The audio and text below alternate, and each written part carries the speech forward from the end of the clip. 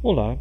No vídeo de hoje faremos uma revisão de circuitos lógicos, focando a nossa investigação nos flip-flops.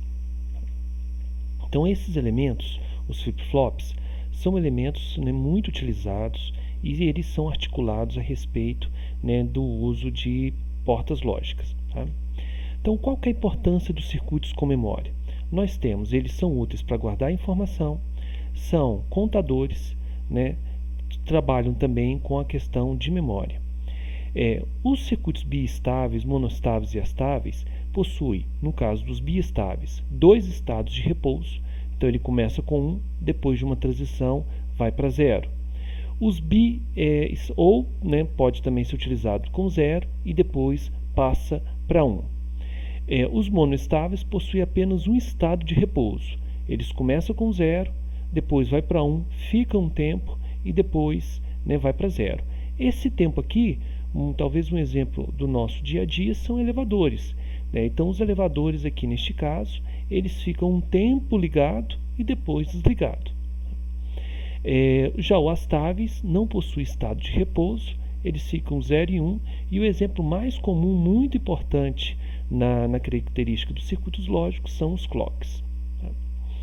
Vamos então construir flip-flops ou LEDs, os LEDs são flip-flops simples, a partir de portas NOR, ou portas ou com a sua negação. Então vamos colocar aqui duas portas NOR, aqui a gente tem essa porta NOR, e lembrando, esse pequeno círculo aqui, ele indica a negativa dessa porta. Então o que nós vamos fazer? Nós vamos chamar então uma das entradas de uma porta NOR como reset e a outra como set.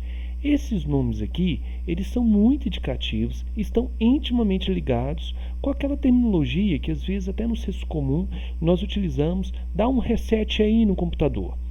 Então esse reset aqui é como se fosse reiniciar, apagar a informação. Já já nós vamos ver como isso funciona, tá bem? Depois a gente vai coletar duas saídas, uma saída que nós vamos chamar Q e a sua negativa, Q barrado ou not Q, nessa parte aqui, tá bem? Então esses elementos, eles são importantes para que a gente possa trabalhar com as informações do que nós temos aqui em termos de flip-flop. Tá? Aqui vem um aspecto mais relevante que a gente pode ter em termos de flip-flop, que é a realimentação. Realimentação, gente, é uma das partes mais fundamentais que nós temos na engenharia, em particular na engenharia elétrica. Realimentar significa o quê? Pegar um sinal da saída e colocar de tal forma que esse sinal influencie a sua própria saída. Mas se eu pegar aqui esse sinal, olha, vamos pegar aqui pelo círculo verde seguindo aqui, observe que ele não está indicando sua própria saída, mas, entretanto, essa entrada aqui da segunda porta NOR, ela tem a sua saída que é então realimentada nessa outra porta NOR, então vai para quê? Então, de uma certa forma, influencia-se as entradas. A porta NOT Q, a saída NOT Q, ela tem a mesma situação de realimentação aqui. Como que isso funciona? Aquela configuração anterior, nós podemos chamá-la então como um LED, um flip-flop simples, com duas entradas SR e com duas saídas Q, NOT Q. Tá? O que nós vamos trabalhar? A gente vai trabalhar com a investigação do que acontece aqui nas entradas. Eu vou chamar aqui de entrada 00 e as saídas aqui 0 e 1. Num primeiro momento nós vamos analisar o que acontece quando eu tenho entrada 00 e saída 0 e 1 aqui. Tá? Se eu tenho essa configuração, o que vai acontecer com o futuro? E aqui é uma coisa muito importante da gente imaginar. Por quê? Porque, na verdade, boa parte dos circuitos lógicos, eles são vistos como entrada e saída. Mas por que agora eu tenho um momento e um instante futuro?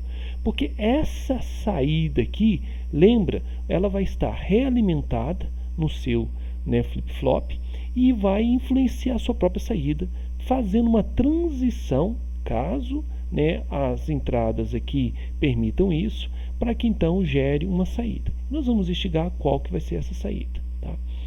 Então, primeiramente, eu vou ter o meu reset, o set, o meu Q e o not Q, e eu vou chamar aqui o meu Q como estado presente e um Q maisinho aqui como estado seguinte.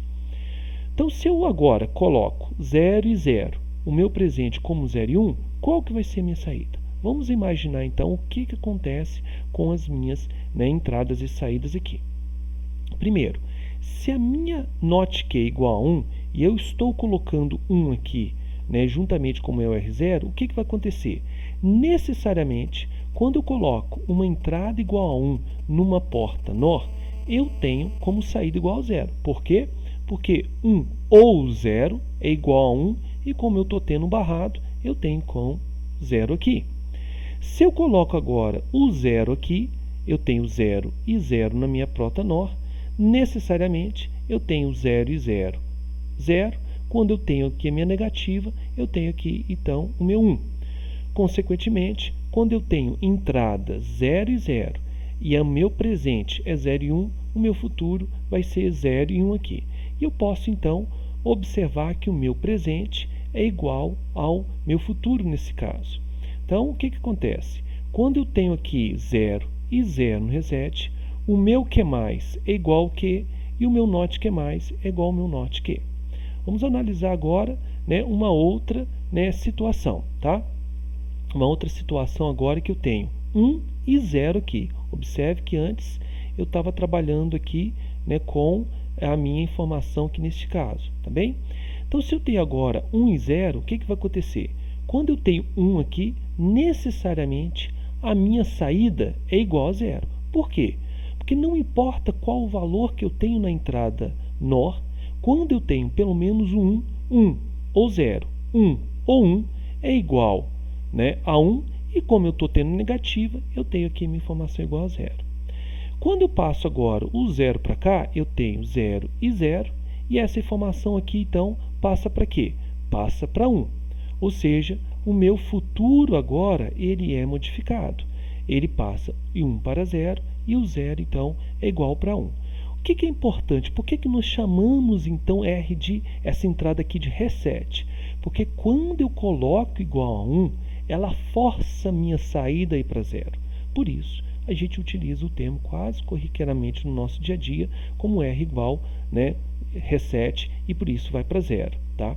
Então, nessa situação, o meu 1 e 0 no estado presente passa a ser 0 e 1 no estado futuro. Tá?